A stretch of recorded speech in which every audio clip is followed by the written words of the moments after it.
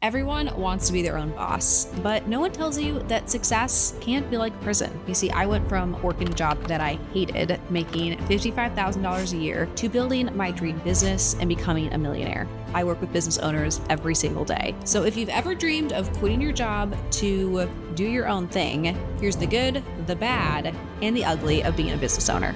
First is the biggest benefit of working for yourself. There is unlimited upside. You see, once I started believing in myself, I realized that I wanted to be in control of my life and what my work looked like. Today, I can travel on a whim. I can attend a fashion show if I want to. I can build teams, and I can do this because I'm able to through owning a business. What's crazy about working for yourself and owning a business is that the upside is truly unlimited. You can spend just as much time as you might be spending in a job where you're working for somebody else, but actually create however much income you want to make. If you want to have $1 million business, you can create $1 million business for the same 40 hours of work that somebody else is putting in, making $80,000. If you want to have a $10 million business, you can have a $10 million business. You could make $1 billion if you wanted to, because the upside is truly unlimited when you own your own business. Now, that doesn't mean that there isn't downsides to owning your own business. There are pros and there are cons, but there really is no cap on what the upside is for the time that you are spending growing and scaling your business. So as a business owner, you get to remind yourself that you are gaining flexibility, but that doesn't come without weight, because that flexibility can be reduced quite quickly when you realize how much responsibility you have for other people. You see, you don't just build a $1 billion business and get to ride off in the sunset. With $1 billion worth of revenue, you have to figure out, how do you keep your team engaged? How do you keep people inspired around you? How do you solve customer issues at massive scale? So you have a lot larger problems, but your upside isn't capped. And every pro has a con, and this next con is that you're likely going to feel trapped. Being a business owner means that you are never off duty. I always laugh at people who say that they want to be a business owner because they have time freedom. This is a really nice thing to think about, but it is not real in practice. The time freedom that you have, meaning nobody is telling you that you have to work, nobody is telling you when you show up, actually means that you have to show up earlier and stay later and never shut off the responsibility. It is not just showing up and having no risk. You actually have to show up every single day, take on enormous amounts of risk because it's your responsibility. So sure, there is huge upside, but there's also massive responsibilities. And right now, if you work for somebody else, you can hate your boss and you can go home and do whatever the hell you want to do while still hating your boss. Imagine if you owned a business, you hate your boss because they're a jerk and they are demanding, and they might even be a little bit lazy, and your boss is you. You don't get to take a break from yourself. You go to work with that person and you go home with that person. It is the same person. You are your own boss. And it can sound really sexy and really enticing. When you really are your own boss, prevent many people from being successful business owners, because all of a sudden you get to blame nobody but yourself for your problems. So if you don't deeply love your work, the burden of this job can make you resent your own company, your own team, and it's very easy to entirely lose yourself inside of it. If you do love your work, but you feel trapped, what I tell myself is I need to stay focused on my mission. So whatever your mission is, how do you stay so laser focused on the mission and where you're going so that it makes null and void the discomfort, the frustration, and the pain that you might feel each and every day working inside your business? On to pro number 2. Business ownership is the fastest path to insane personal growth. What's wild about running a business is how quickly you learn just by doing it. You can read books and go to school, and I've taken courses on all the best ways to lead people. You want to know how quickly you can learn how to lead people? Get a team. Start having one-on-ones. Do your first set of performance reviews. Hold meetings. That is how you learn how to create a business. That is how you learn how to grow a business. And it doesn't come without its many challenges and many surprises. And ideally, you learn from other people what those challenges and surprises could be, so you are protecting yourself before getting punched over and over again unnecessarily. I will never forget, one of my favorite sucker punches was when I had hired a team member who was working in our events team, and she decided to take her entire family on a trip to Hawaii on our company credit card. And then she proceeded to lie and say that she didn't, and actually say, how dare you say that because my daughter had mental health issues and because I had to take days off from work, that you say that I took my kids to Hawaii on our company credit card. And I'm like, well, I mean, wow, she's really committed to this story. I have to figure this out. Well, luckily for me, I have been cheated on 2 times in my life. So that skill set of being cheated on is nicely transferred as a business owner because I'm a professional sleuth. I will find out anything about anyone on the interwebs, and I found her and her kids, but I couldn't find anything in Hawaii until I found her maiden name and found her kids, who I didn't even know existed, who were also on this trip to Hawaii, and there was a Facebook photo, a family Facebook photo of them in Hawaii on the dates in question. So yes, she bold-faced lied to me. She gaslit me and said, how dare I tell her that she was on a trip to Hawaii? And this was a new set of lessons that I learned. But as a business owner, this education is invaluable because you make your system and your process better so that this never happens again. You learn how to do background checks. If I would have done a background check, I would have found that she had done this to companies before. No classroom can match the stakes of real ownership. Embrace the place of this learning curve, and you will gain experience that most people spend decades chasing in a very short period of time. Con number 2 is next. Building a team will wreck you. If you're unhappy with the way that your team shows up, if you're unhappy with the level of effort they put in, the solutions that they create, every problem in your business is a direct reflection of you as a business owner. So if you're unhappy with your results, you should be unhappy with the way that you show up and the way that you structure things. This is only a con because you're not having great results in your business. You're not growing your business. And if your team is making it harder on you to grow, it's because you don't know a thing or two about leadership and what's required to get people to buy into you, to buy into your company, the products and services that you offer, and help propel them forward and make your business a better place to work, not a crappy place to work. You see, I used to really struggle to be a leader. When I got the first team that I ever ran at the age of 22, I had no idea what I was doing. I thought that everybody around me was an idiot. Well, really, I was the idiot. I didn't know how to structure one-on-ones and have great conversations with them, so we just would shoot the shit.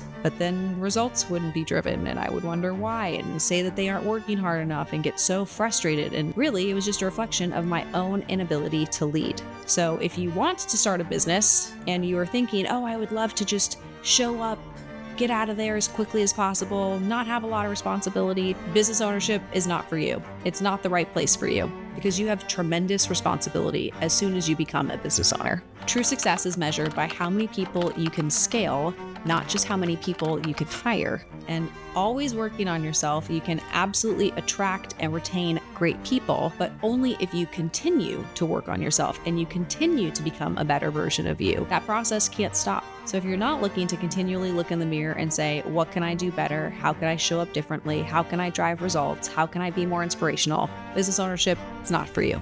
Pro number 3 is you have ultimate control over your environment. As a business owner, you get to decide where you spend your time, which is exciting. Just next month, I'm going to go to Formula One in Monaco. This has been a bucket list item for me, and I'm doing it with a group of people that I cannot wait to spend time with. Why can I do that? I'm a business owner. And in fact, I just got an invitation to spend 5 days on the front end at the Cannes Film Festival doing some exciting things with Vogue. And I would actually rather spend my time growing the business than doing this Vogue event. But owning a business still allows me to entirely shape my environment to what I want it to be. I could go off and do something. And really anybody could do that. Even if you are a team member in an organization, you could spend your 2 weeks in PTO doing whatever you want to go do. So you're not confined in any role, but as a business owner, you get to choose what things you show up to and how you can create opportunities through those things to create on your business. I can use my Vogue relationship to create on my business, to draw attention to my business, to make people more aware of what I do. And I get to do it through this really cool, exciting, fun thing, all because I created that opportunity. And that is such a perk of being a business owner, just this ability to fully create your environment, to own the culture where people are thriving inside your business, and you're not ultimately stuck in a role that you hate. So remember that you do get to intentionally design your work life on your terms. Con 3 is one that a lot of people do struggle with: loneliness. When you're a business owner, there is nobody who shares the weight of leadership with you.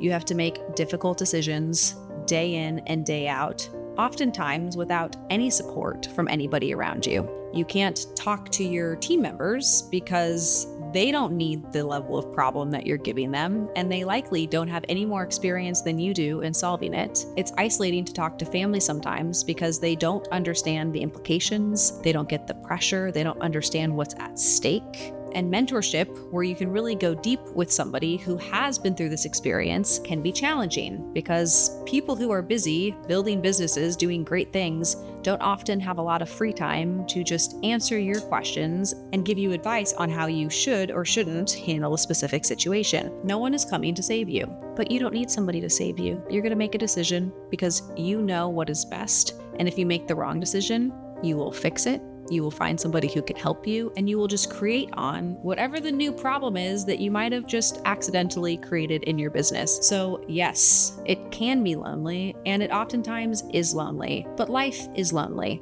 No one is doing this with you. You ultimately have to be your own best friend. You have to understand what you want, how you want to get there, and create what life you want to live. On to pro number 4.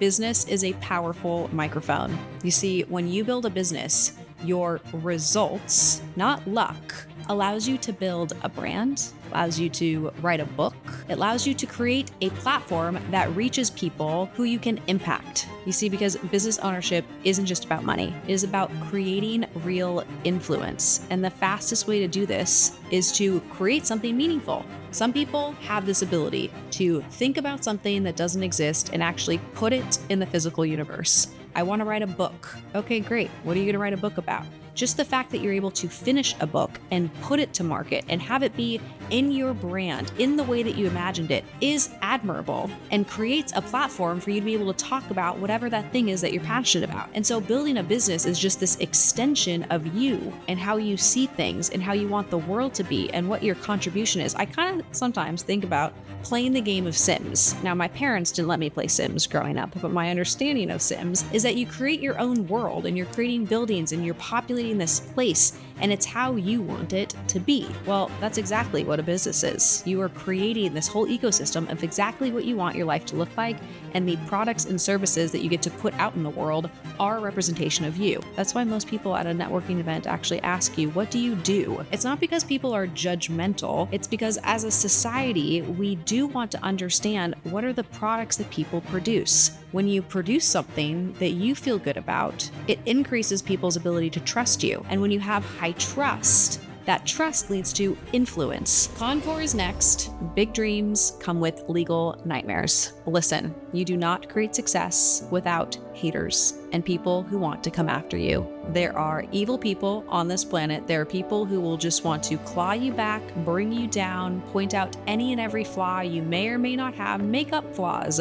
Legal troubles are not fun, but it's just part of running a business. It's part of having success. And so thinking that you want the success, but not also recognizing that it comes with this other thing is naive. Legal pressure is just part of scaling, and why it might be exhausting, it does confirm that you're moving towards real influence and being able to impact people because you're getting attention. Resilience is a required trait for anyone who is serious about building something that lasts. Our final pro is that owning a business is the fastest way to build generational wealth.